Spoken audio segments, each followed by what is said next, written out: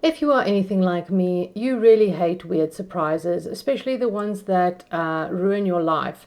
So, if you want to not be held back by invisible limits in your brain, please tune into this video because what I'm about to share with you is probably going to shock you because you've never heard this before, but there's a hidden setting inside of your brain and mine that is currently controlling the amount of goodness that is allowed to come into your life. Basically, the setting is set to how much abundance, success, happiness, love, whatever you deem as positive, how much of that you are willing or allowed to experience before your subconscious comes in and brings you back to baseline. And it'll do that in all sorts of fantastic, effed up ways. So I'm going to go into what this looks like. What is this happiness thermostat? Because that's what it is. It's a happiness thermostat. What does it look like? How you can spot it in your life, why it happens. And then we will go into how to, at the end of the day, broaden your limits, how to lift that limit and become limitless at the end of the day. I mean, doesn't that sound fantastic? Who wants to be held back by things that you don't have to be held back by? So when you were just a tiny little innocent child, your subconscious really took it upon itself to protect you. That's nice of it. But unfortunately, it took it a bit too far.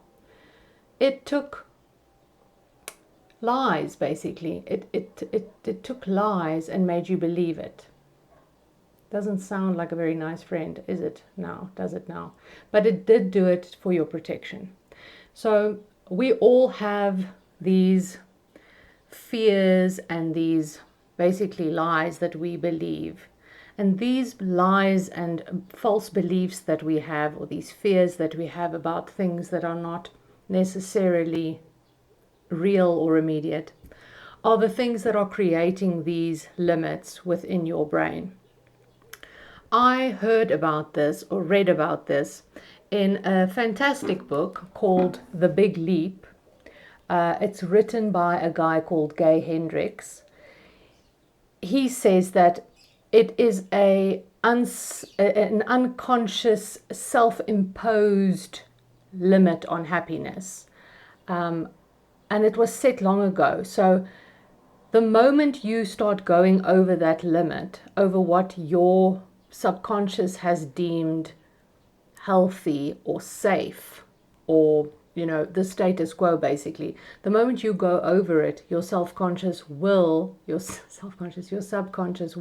fact start employing very interesting ways of bringing you back down. The fears and the lies that we all believe in, there are a multitude of them, obviously. But Gay Hendricks says that there are 4 basic pillars. And these are 4 basic barriers, hidden barriers that are holding all of us back.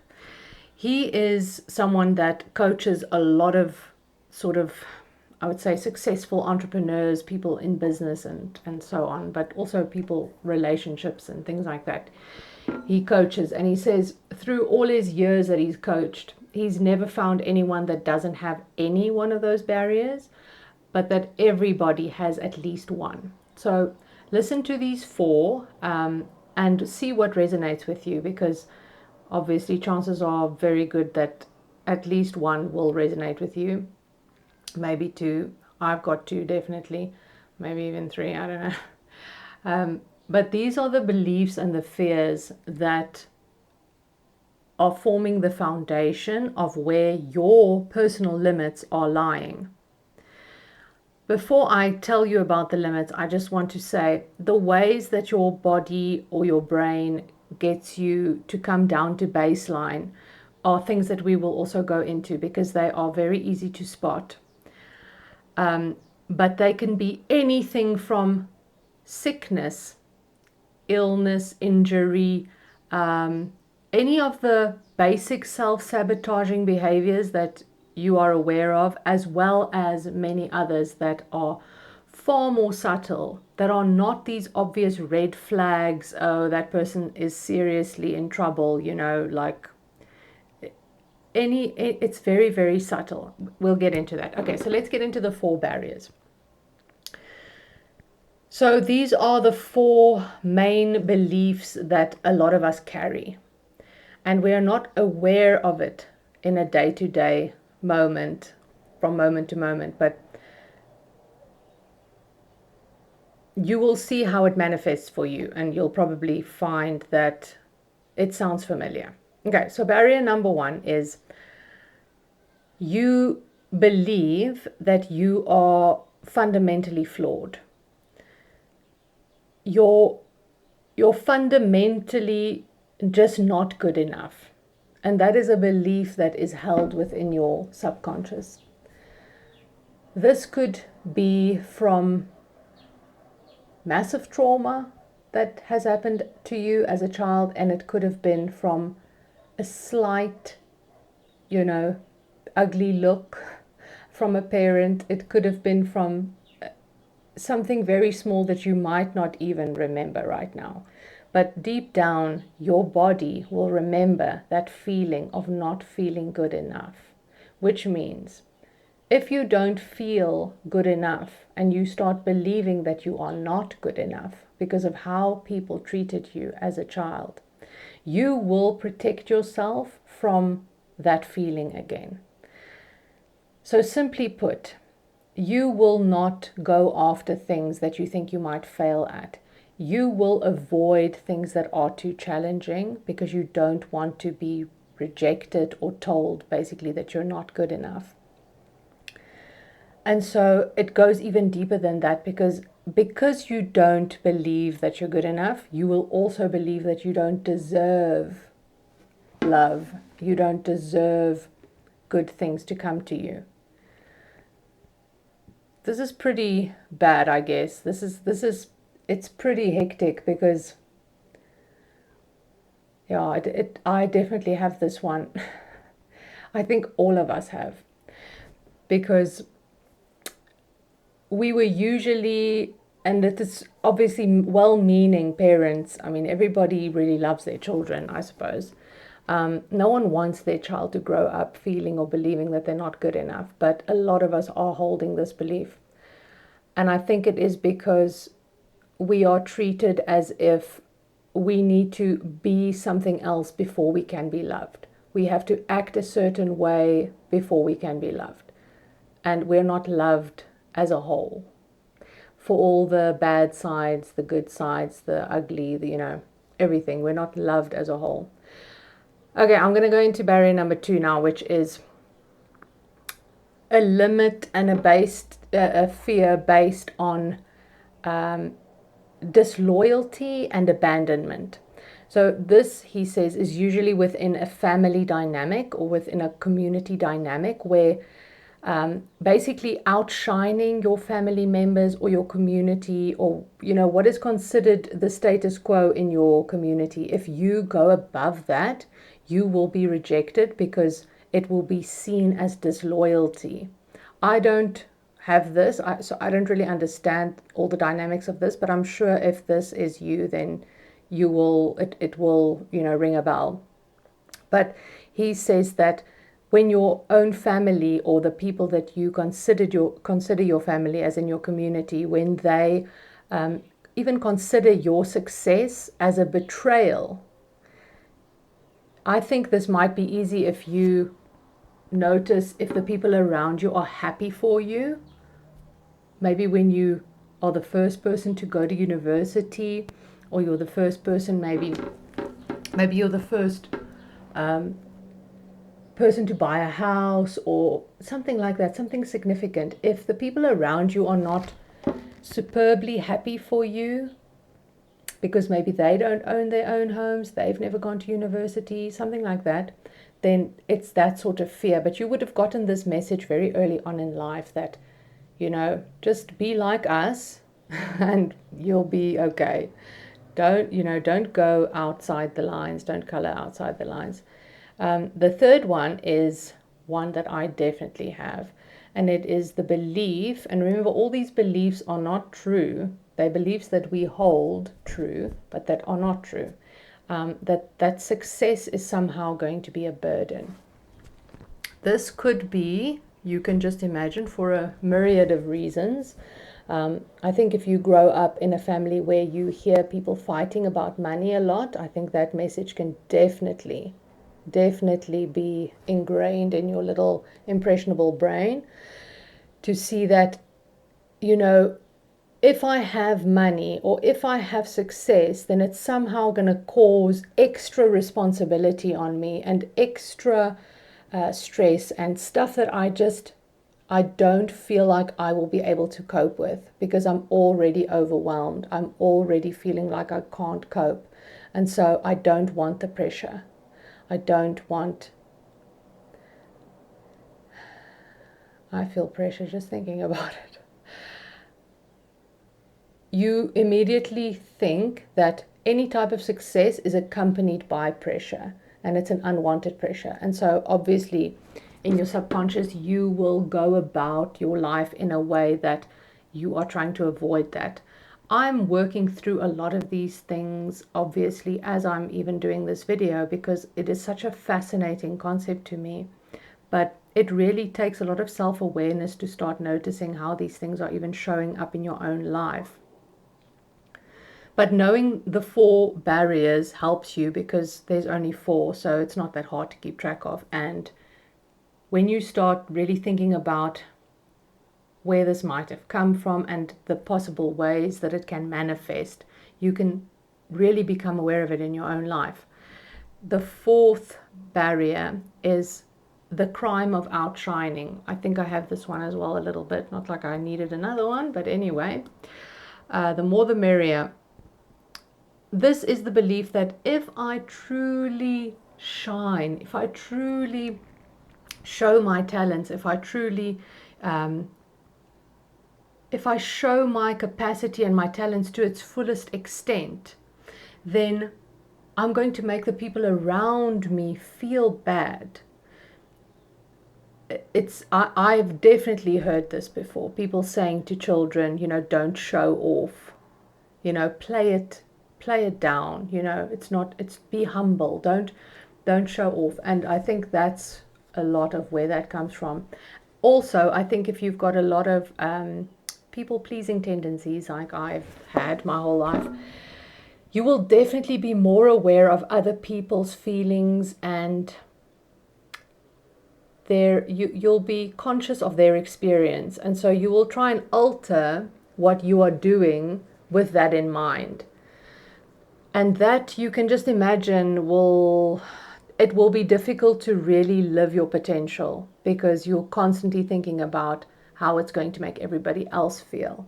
Okay, so now that you're aware of the 4 hidden barriers, Gay Hendricks says that this limitation that we all are experiencing on a day-to-day basis, he calls this the upper limit problem. He says that it's not all bad, because an upper limit is something that could potentially springboard you into what he calls your zone of genius. Now, the book, The Big Leap, like I've mentioned, is not just about the upper limit problem. The upper limit problem is the beginning of the pursuit of living your life in this genius zone. And I'm going to make a couple more videos just discussing the genius zone, because it is fascinating and I'm super into it right now. But we all need to get this upper limit problem sorted out first, or become aware of it, because it's something that you have to notice for the rest of your life. It is the key to unlocking your zone of genius.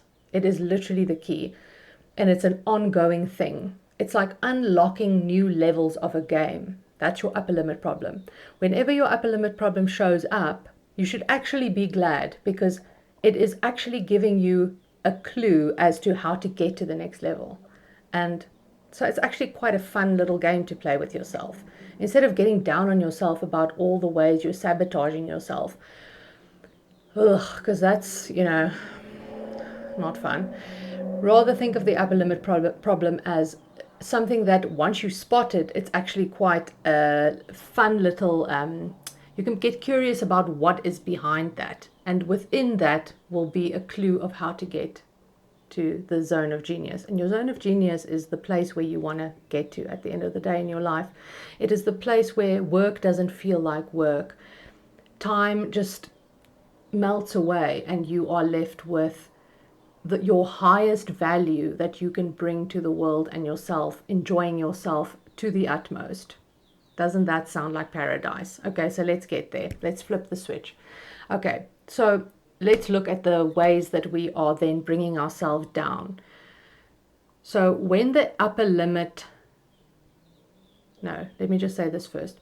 Bad things are still going to happen to you, okay, regardless of how limitless you are becoming in your life. Bad things are always going to happen. Not all bad things equals the upper limit problem. The upper limit problem is signified by the fact that it is on the back of a really positive, happy experience. Something that is either quite out of the norm for you, or it can be as slight and as nuanced and as what's the word? As subtle as having just enjoyed a nice movie or held someone's hand or had a nice hug or someone giving you a compliment. It can be as subtle as that. So just remember that the upper limit problem is on the back of a really positive experience. That's when you have to look at what happened right before I stubbed my toe. What happened before I just completely ruined my relationship with this person? What was the thing that happened just before it? If it was something very positive, that it could definitely be an upper limit problem. Okay, let's go through the things that will be like red flags or flashing lights that will tell you this is you're probably in upper limiting mode right now. Worrying, criticism, and this includes self-criticism and blaming other people. Criticism, blame, and this goes to other people and towards yourself. Self-blame, self-criticism, blaming other people and criticizing other people. Deflection is another one. Deflection, when you are unable to take a compliment. I hear this a lot, usually from my own mouth, but a lot from other people as well. What a nice dress you're wearing. Oh, this old thing. Oh, it's so old and faded. You know, you can't even allow yourself the joy of experiencing a real compliment from another person. Squabbling. This is a big one. Squabbling. We all love a squabble. The moment you are squabbling, I want you to just have a little red light flashing in your brain. Illness and injury. This one I think is a little bit harder to figure out, but I think a lot of us are doing this unbeknownst to us. Like I said, you are still going to get sick. That's not always the upper limit problem. But if you get sick or hurt yourself directly after you've just had an amazing workout and you're busy losing weight and you're so happy and proud of yourself and you've bought new exercise clothes, you know, like you're riding the wave of high happiness, and all of a sudden, this happens to me quite a lot actually, you bump your knee, you hurt your ankle, or you get the sniffles, and all of a sudden, oh, I can't go to the gym now, you know, because they always say you're going to damage your lungs or your, I don't know, your heart or something if you exercise while you're sick. So exercise. The last one is integrity breaches. And this one is also quite complicated, but I will go into it because it's very, very interesting. This goes beyond lying. This is not just lying. Integrity breaches are about also sort of integrity with yourself. Okay, I'm going to go into it now so that you can become aware of these things. And then after that, we will talk about how you actually start expanding your limits until you unlock the next level and you can go up 10 more levels, hopefully, until you get to your zone of genius. Worrying. Okay. First, I must actually say that all of these things, so the squabbling, the worrying, the criticism, the blame, the illness, injury, integrity, all of this stuff, it's never what you think it's about. So for example, if you worry about something that is real, like it can happen, plus there's something you can do about it, then it's probably not an upper limit problem. When the worry is about things that you have no control over, and it is about something that might not even happen, then it might be the upper limit problem.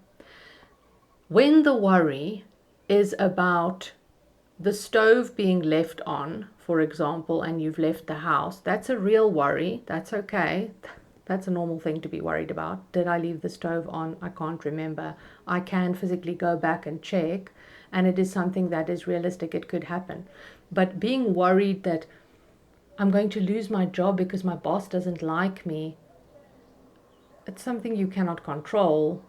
And I mean, it might happen. I guess everything is possible, but why are you worrying about that? Now you have to go and look at what's underneath that worry.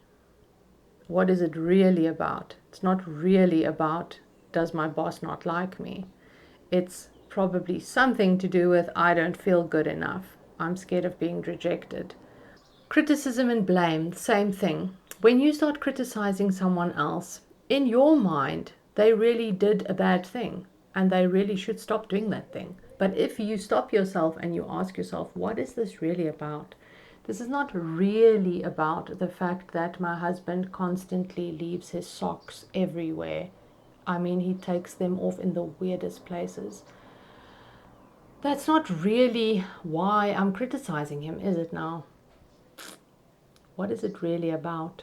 Is it about the fact that I feel out of control? I'm stressed. What is it really about? Because it's never really about the thing you think it is about. Whenever somebody is complaining about money or squabbling with another person about money, it's usually not about money. And the same goes for sex, just so by the way.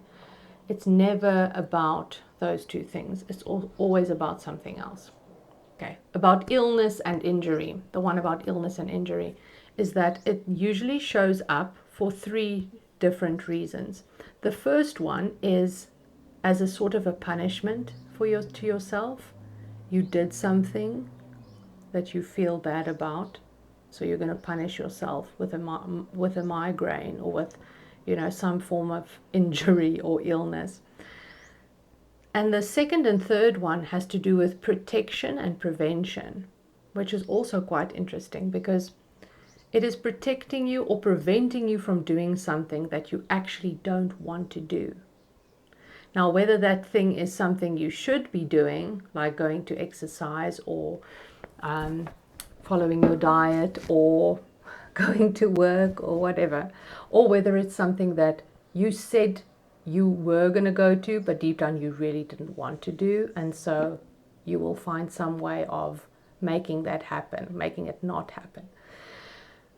What Gay Hendricks says about the integrity breach actually applies to everything, because these limits are about a universal law that you can actually go and observe everywhere in your life, and it's this. Your mind wants to make sure, and always makes sure, that what it believes, it will see. If those two things don't match up, it's very confusing.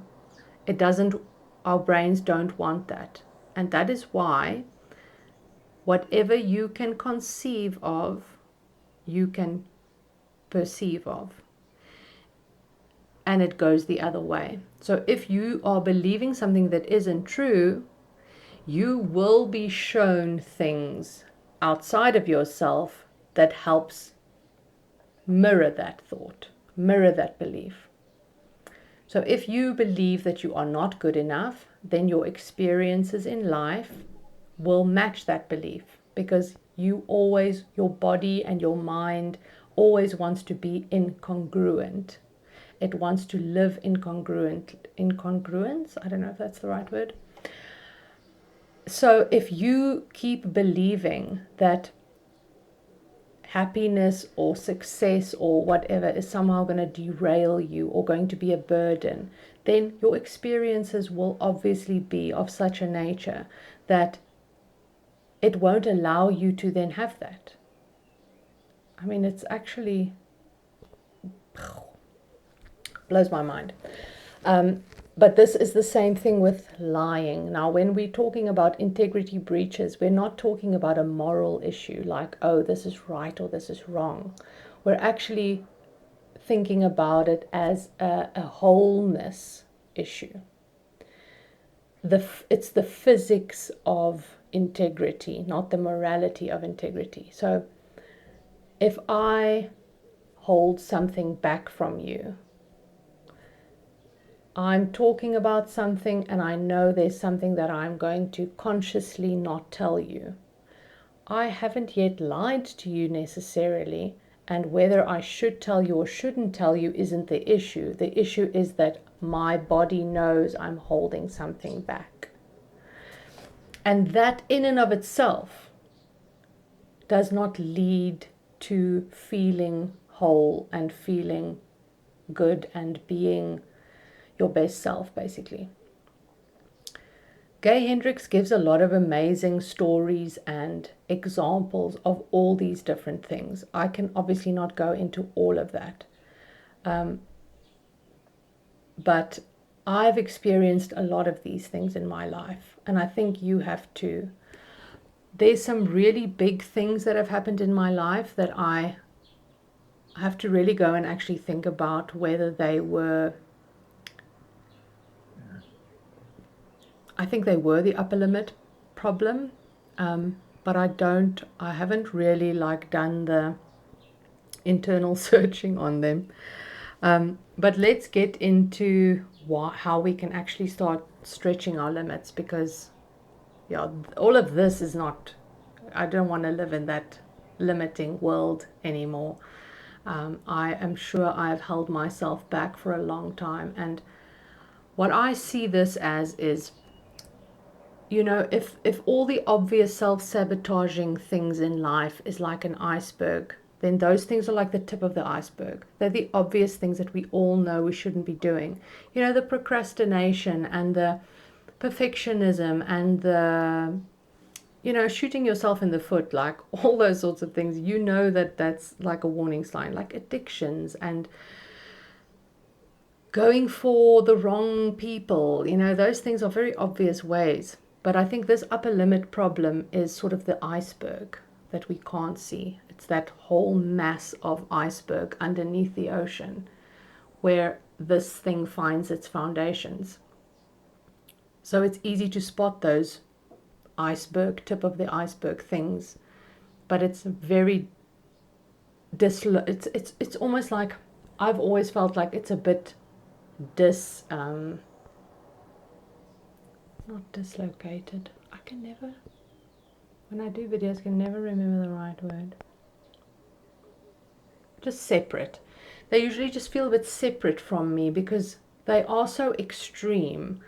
What I like about this idea that really helps me is to see that these things start very, very small. They can be the smallest little thing, like not being able to accept a compliment. Already has its roots in that. That's already self-sabotage. It's just very, very subtle, and it starts subtle. And imagine if you can spot something when it is that subtle. It probably will never get to the extreme because you are handling the subtle things, and you are handling the belief that underpins that subtle self-sabotage. Okay, but now I want to get into the solutions, because enough problems. Okay, so the interesting thing that he says is that because these limits have to do with our capacity, it's literally a capacity. How much joy can I physically take? How much happiness can I physically handle?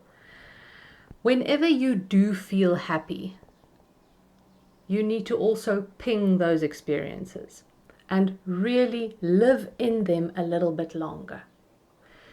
When you're drinking a cup of coffee and you're enjoying it, just really enjoy it just 3 seconds longer. And you won't believe, but this is how you expand your limits. You make yourself used to more. Every time you feel happy, you enjoy it a little bit more. I'm just going to close my eyes and enjoy it a little bit longer.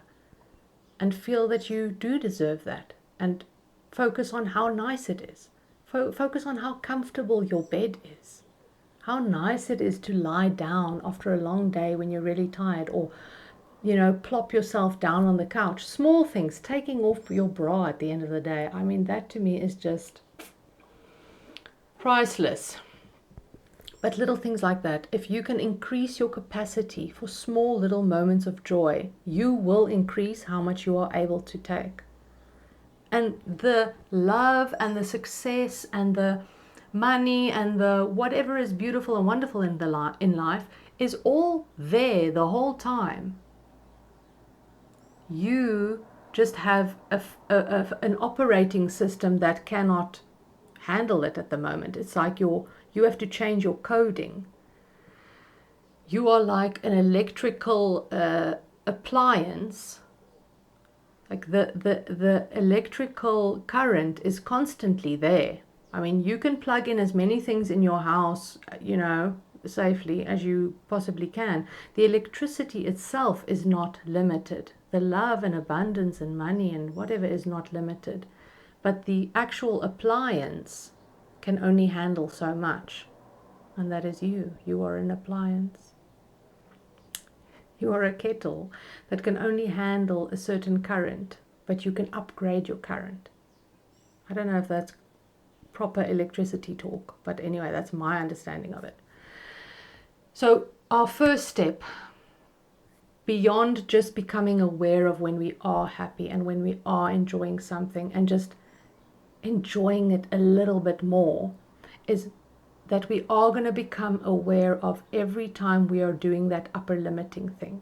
And we are going to wonder, why am I doing that? What is underneath this behavior? What is really going on? In a light-hearted way.